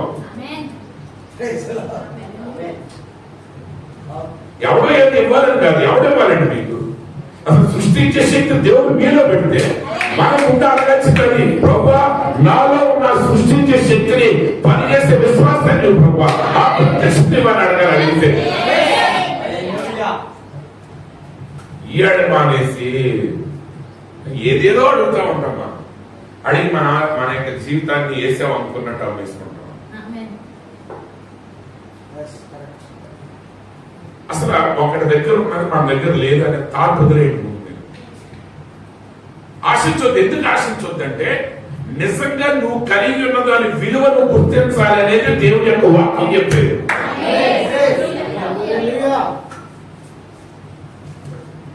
అర్థమైందా పాయింట్?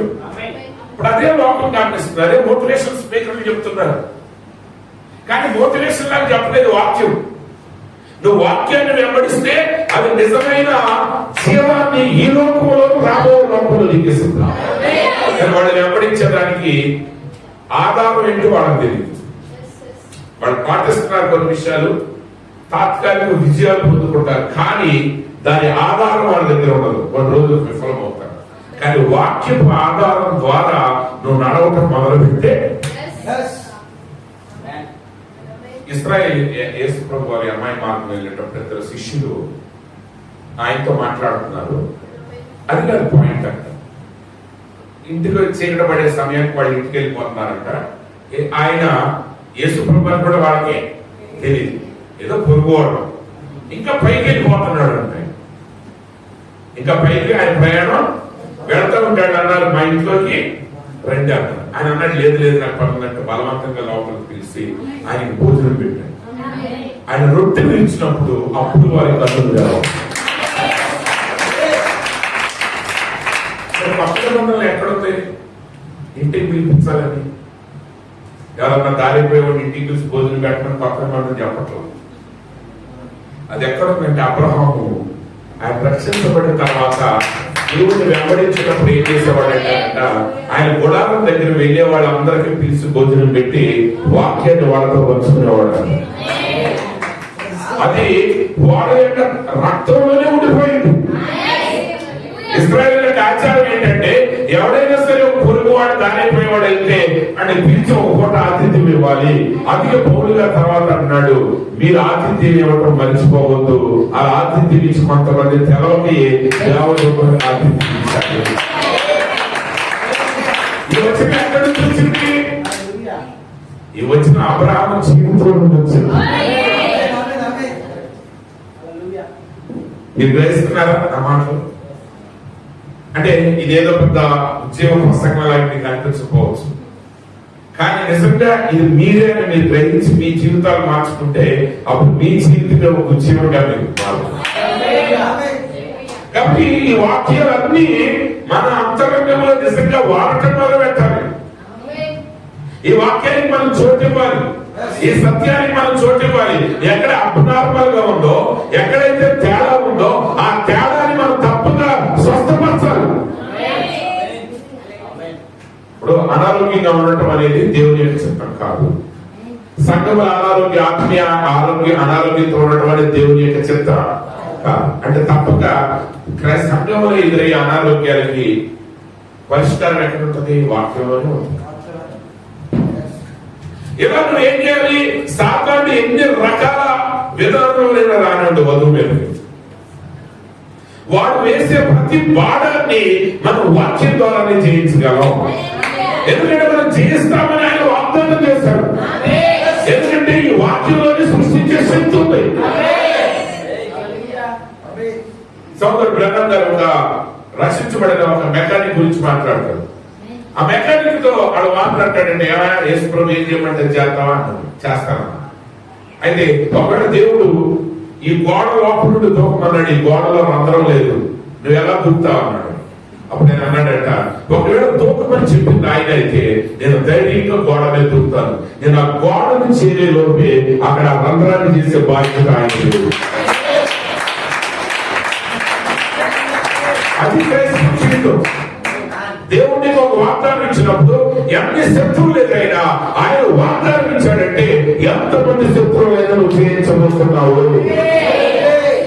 వెనకటికి వేయాల్సిన అవసరం లేదు. నువ్వు వెనక తిరిగి మళ్ళీ దగ్గరికి రావాల్సిన అవసరం లేదు.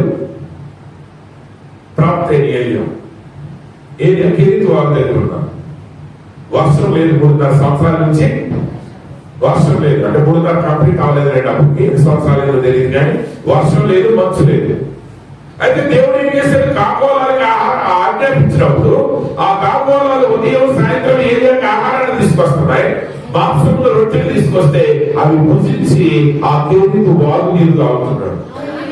కొంతకాలానికి కేరింపు వాగు నీరు ఆగిపోయింది. ఇప్పుడు ప్రభు అన్నాడు ఏరియా మేము భయపడ్డాము. సారేపత్తి అనే గ్రామానికి వెళ్ళి అక్కడ ఒక విధవరాలు ఉంది, నిన్ను పోషించమని నేను ఆమెకు ఆజ్ఞాపించాను. జాగ్రత్తగా నేను నిన్ను పోషించమని ఆమె ఆజ్ఞాపించాను అని ప్రభు చెప్పాడు. మరి నిజంగా అక్కడికి వెళ్తే ఆ మాట్లాడిన మాటలు ఆజ్ఞాపించినట్టుగానే ఉందా? మనమేమనుకుంటాం వెళ్ళేసరికి, ఇప్పుడు మాస్టర్ గారు చెప్పారు అన్నారు, మీరు సెంటర్ రాగానే మా అబ్బాయి ఉంటారు అన్నాడు. అక్కడ రాగానే అక్కడ బైక్ మీద ఇద్దరు కుర్రోళ్ళు ఉన్నారు, చక్కగా దారి తీసుకొచ్చారు, రూమ్ లో పెట్టారు, అన్ని ఇచ్చేసారు. పాపం ఎవరైనా అదే అనుకుంటారు కదా.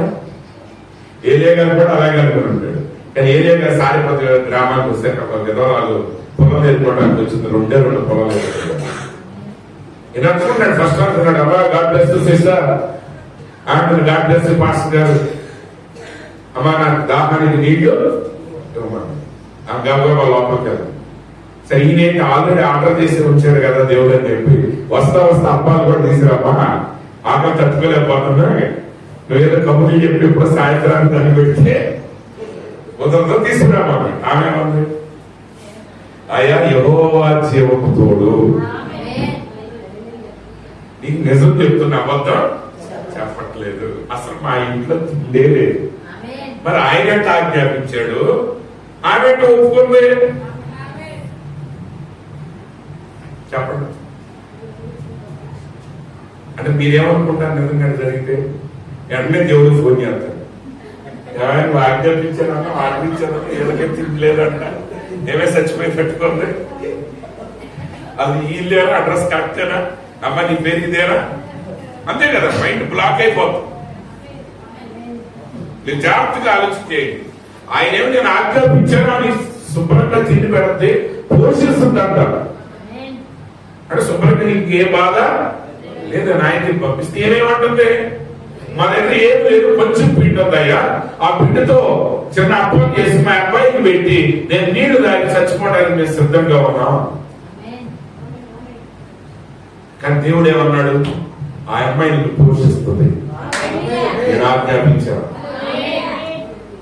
ఏరియా ఒకరి మాట నమ్మాలి, ఒకరి మాట నమ్మకూడదు. మీరైతే ఎవరి మాట నమ్ముతారు? మనమైతే వెంటనే ముస్లాం మాట నమ్ముతాం, పెదవుల మాట నమ్ముతాం. కానీ ఏరియా దేవుడు మాట నమ్ముతాం. ఏరియా ఎవరి మాట నమ్మాడు? దేవుడు మాట నమ్మాడు. ఆమె చెప్పింది నిజమే, అబద్ధం లేదు.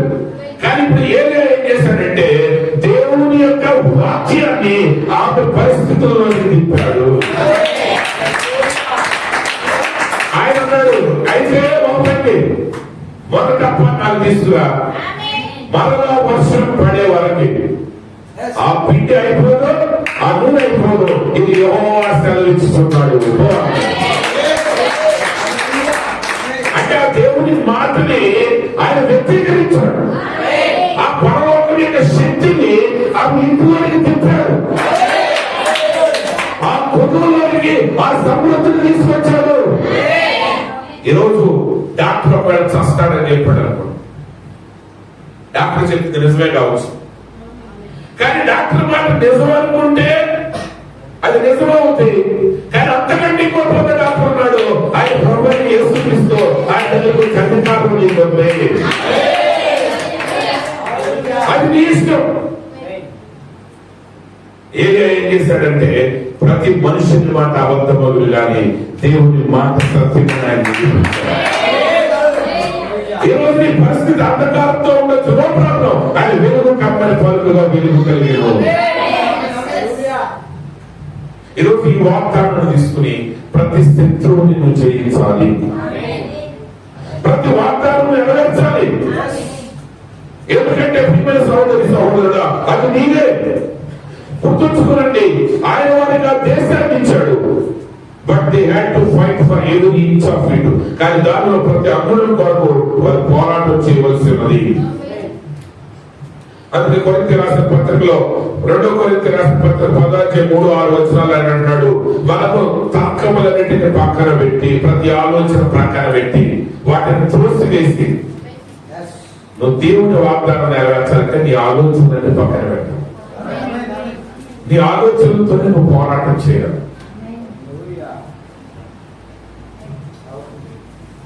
ఒకసారి ఒక దైవజనుడు అన్నాడు, అంటే ఎవరంటే ఆయన వాడు హిబ్రూ పండిట్, హిబ్రూ స్కాలర్.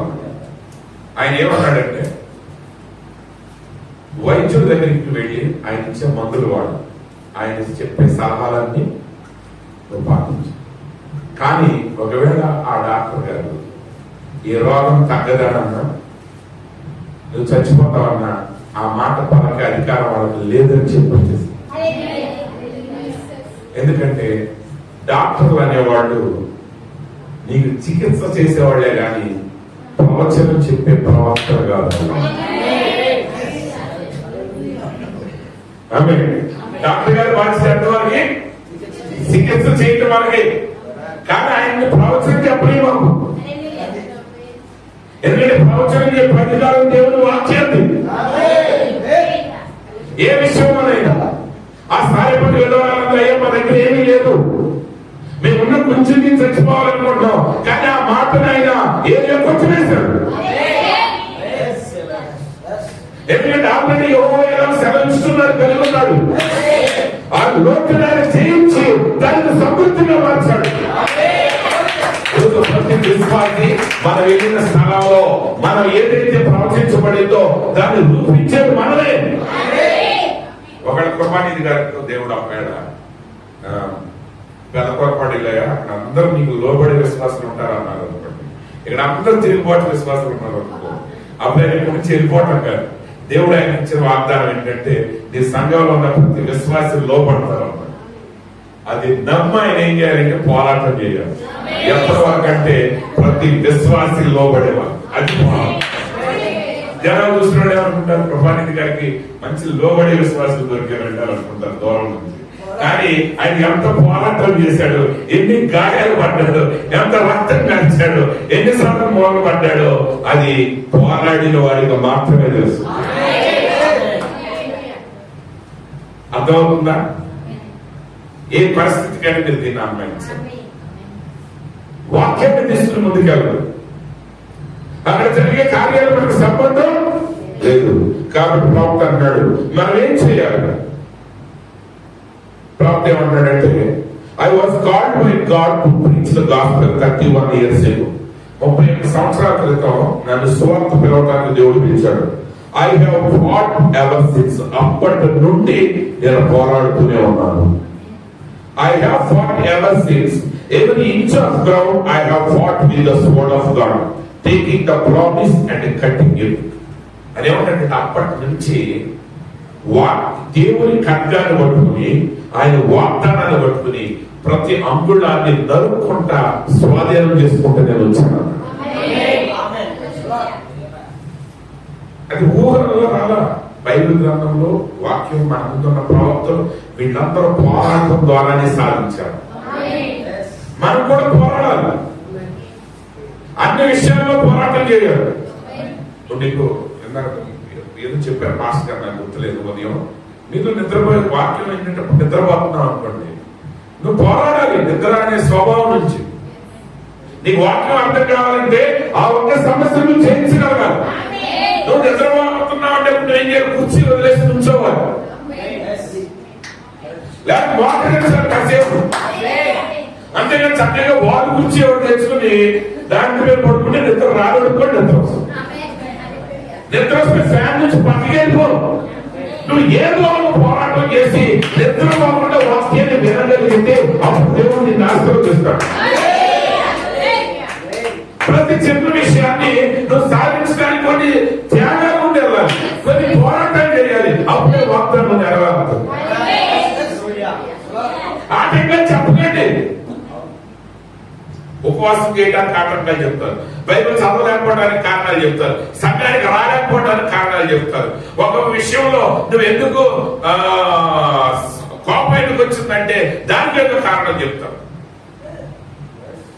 నువ్వు చేయాల్సిన సమయంలో నువ్వు చేయకపోతే నువ్వు 0 మార్కులే పడుతుంది. మళ్ళీ వచ్చే సంవత్సరం రాయాలి. బాగా తలెప్పుకుందంటే అందుకే లెక్కలు రాయలేకపోయానంటే మార్కులు 2 మార్కులు ఎక్స్ట్రా వేసి నేను పాస్ చేయదు. తలెప్పు కూడా రాకుండా కాపాడుకునే బాధ్యత ఇదే. రాత్రి అంతా చదివితే తెల్లారి తలెప్పు వస్తుంది. అందుకే సంవత్సరం ముందు నుంచి చదవాలి. ప్రతి అంగుళం ప్రాప్త అన్నాడు. ఆయన అన్నాడండి, మనం ఏం పడ్డాడు, ప్రతి అంగుళాన్ని కత్తితో నరుక్కుంటూ వచ్చాను. ఎందుకు నరికాడంటే ఆల్రెడీ వాగ్దానం ఉంది. ఆ నమ్మకంతో పోరాటం చేశాడు. ఈరోజు దేవుడు మనకి ఇచ్చిన దాంతో మనం పోరాటం చేయాలి. ఖచ్చితంగా if everything comes lazy, what are you overcoming? నువ్వు లేజీ కంటే ఏమంటారు, లేజీ అంటే సోమరిపోతానంగా పడుకొని ఉంటే అన్ని నోట్లోకి వచ్చి పడ్డాయి అనుకోండి, ఇంకా నువ్వు జయించింది ఏంటి? ఇప్పుడు రాహబు జయించింది. ఎలా జయించింది? తేడా వస్తే ప్రాణం పోయేది. మోసే తేడా వస్తే ప్రాణాలు పోయేది. దేవుడిని వెంబడించిన వాళ్ళందరూ కూడా ప్రాణాలను పణంగా పెట్టి వాళ్ళ యొక్క త్యాగాలు చేసి వాడు ఎదురు నిలబడి గెలిచాడు. సోమరిపోతానికి ఏమి రాదు. ఈవే ఆ గుడ్డి భక్తమైన స్వస్థత కూడా ఉచితంగా ఏమి రాలేదండి. ఆయన కూడా గొంతు పగిలేదా కలిసాడు. ఆయన అరుస్తుంటే జనాలందరూ వచ్చి ఆయన అడ్డగించారు. ఆటంకం వచ్చింది. అది వస్తుంది. ఎవరైనా అది మా గుడ్డోడు ప్రభు దగ్గర తీసుకెళ్దాం, ఆయన స్వస్థపరుస్తాడు అని ఎవరైనా అన్నాడా? అందరూ ఆయన తిట్టారు. నోరు పూసుకోరాను, నీ మాట్లాడి వినపడతాయి అన్నారు. అయినా వాడు మరింత బిగ్గరగా క్యాప్చర్ చేశారు. అప్పుడు ఆయన గురించి తన పక్కన ఉన్న వాళ్ళతో అన్నాడు, వెళ్ళి ఆయన పిలుచుకోండి అన్నాడు. అప్పుడు వాడిని ఆగమన్న వాడిని ఆయన దగ్గరికి వచ్చి ధైర్యం తెచ్చుకో, బోధకుడు నేను పిలుస్తున్నాను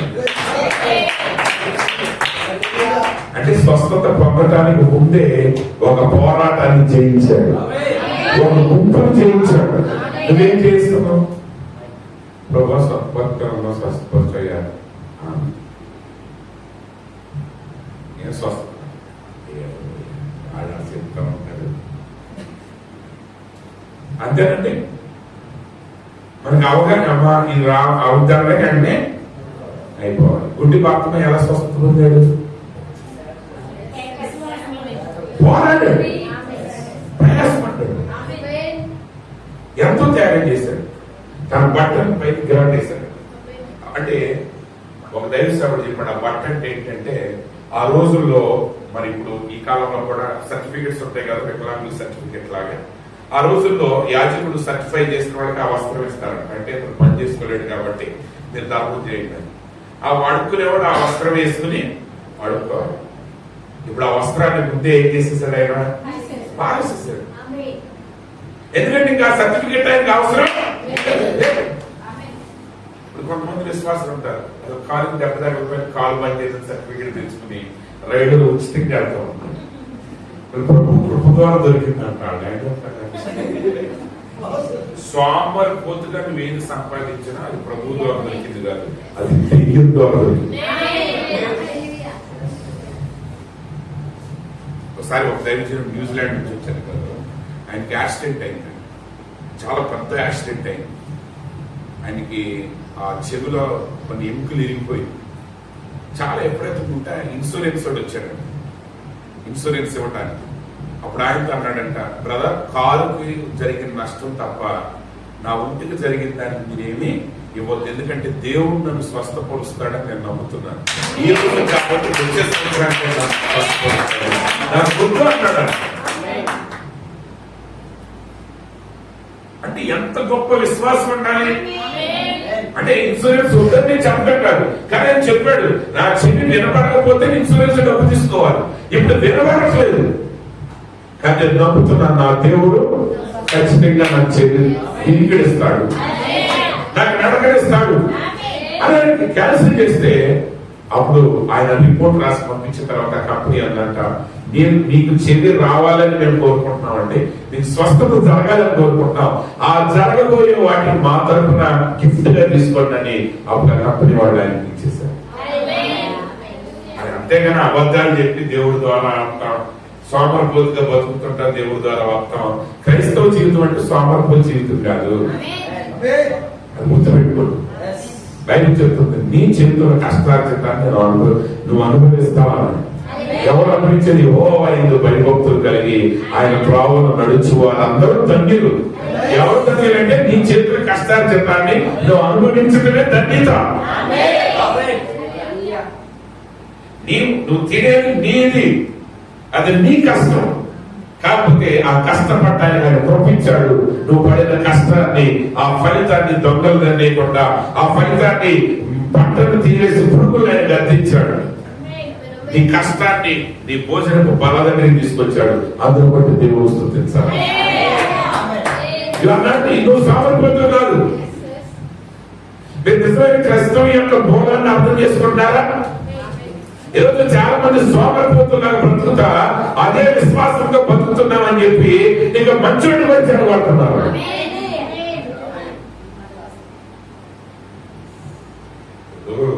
కృపానిధి గారు నన్ను పిలిచి, నన్ను ఇంకొక ఇద్దరు పాస్టర్ గారిని భోజనానికి పిలిచి అసలు ఏం పట్టించుకోండి అంటే కూర్చొని ప్రభు నువ్వే పెడతావంటే పాస్టర్ గారి పక్కింటికి వెళ్ళి అప్పు తెచ్చి ఏదో ఒకటి చేసి ఆమె పెడుతుంది అనుకోండి. ఈయనేమంటాడు? విశ్వాసం ద్వారా నిలబడ్డానికి వెళ్ళరంటే నీ విశ్వాసం కోసం ఆమె కష్టపడాలి. నువ్వు విశ్వాసం ద్వారా నిలబడటం అంటే ఏంటి? నువ్వు కూర్చోలాంటి కూర్చోలే, అక్కడ కొండలో అయిపోవాలి.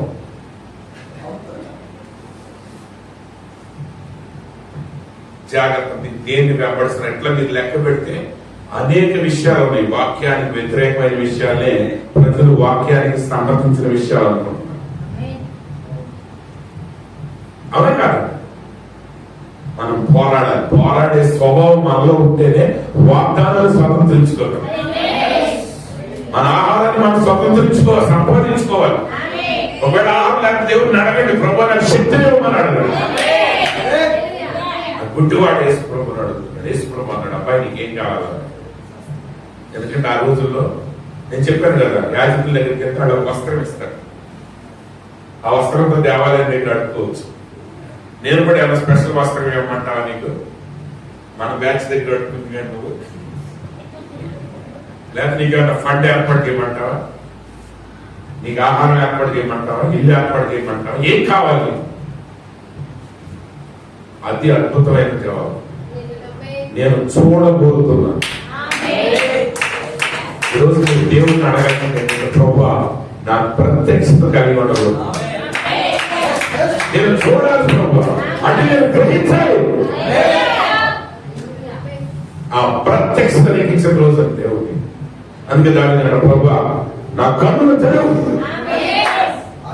ధర్మశాస్త్రంలో ఆశ్చర్యమైన కార్యాలను చూడగలిగినట్టు నా కన్నులు తెరవని ప్రార్థన చేశాను. కన్నులు ఉన్నామని కూడా నా కన్నులు తెరవాలంటే గ్రహింపు కావాలి. ఈరోజు నిజంగా వాక్యాన్ని గ్రహిస్తే ఆ ప్రత్యక్షతను తెలుసుకుంటే ఇంకేది నా పాతాళ లోక ద్వారాలన్నింటి నువ్వు చేస్తావు. ప్రతి సాతానుడి యొక్క తంత్రాన్ని నువ్వు చేయిస్తావు. ప్రతి సాతానుడి యొక్క అగ్ని బాణాన్ని నువ్వు అర్థమేయగలుగుతావు. ప్రతి బంధకాన్ని నువ్వు తెచ్చుకొని వస్తావు. దేవుని కొరకు ఆ రోజు దేవుడు ఏవైతే చేశాడో ఆ నిరాకారంగా శూన్యంగా ఆ కఠిన చీకట్లో ఉన్న భూమిని ఆయన వెలుగు కలగని అలా వెలుగు కలిగిందో ఆ ఈ ప్రపంచాన్ని నువ్వు మార్చేస్తావు. కాబట్టి ప్రియమైన సహోదరి సహోదరులు ధైర్యం వహించండి. యేసుక్రీస్తు దగ్గరికి రండి. ఆయన వాక్యాన్ని మీరు అంగీకరించిన తర్వాత, ఆయన వర్తమానాన్ని మీరు అంగీకరించిన తర్వాత వాక్య కబ్జాన్ని పట్టుకోండి. ప్రార్థన ఉపవాసం ద్వారా, సంఘ క్రమంలో పాటించడం ద్వారా, దేవునికి సమీపంగా జీవించడం ద్వారా ప్రతి సమస్య మీద పోరాడండి. ఒక గుర్తు పెట్టుకోండి, ఆయన ప్రతి సమస్యను జయించాడు. నువ్వు ప్రతి సమస్యను జయిస్తావు. ఆల్రెడీ అయిపోయింది, రిజల్ట్ వచ్చేసి నువ్వు అన్ని జయించేసావు. ఆ ప్రత్యక్ష దేవుడిని ఇచ్చాడు. ఆ ప్రత్యక్షత కలిగి ధైర్యం కలిగి జయించాడు. పోరాడాలి. నువ్వు ప్రార్థనతో పోరాడాలి. లోక సంబంధమైన ఆయుధాలు కాదు మన ఆయుధాలు. మన ఆయుధాలు లోక సంబంధమైనవి. మన ఆయుధాలు ప్రార్థన, క్షమాపణ, ఉపవాసం, దేవుని వాక్యం, సహవాసం, తగ్గింపు, దేవునికి మనం మర్చిపోతాం. ఈ ఆయుధాలను వాడటం మొదలు పెడితే ప్రతి శత్రువు నేను చేయిస్తావు. ప్రతి అంగుళాన్ని స్వాధీనం చేసుకుంటావు. ఆయన బరువుగా ఆ యుగముల ముందు దాయబడిన జగత్తునాదికి ముందే దాయబడిన ఆ మర్మం అంతటి నువ్వు ప్రత్యక్షపరుస్తావు. నువ్వున్న స్థానంలో, నువ్వున్న స్థితిలో దేవుడు దైవత్వాన్ని ప్రశ్నించే వ్యక్తిగా నువ్వు ఉంటావు. అతి ప్రపంచంలో మీకు అనుభవించును గాక. ఆమేన్. God bless you. ఈ సమయం జరిగినట్టు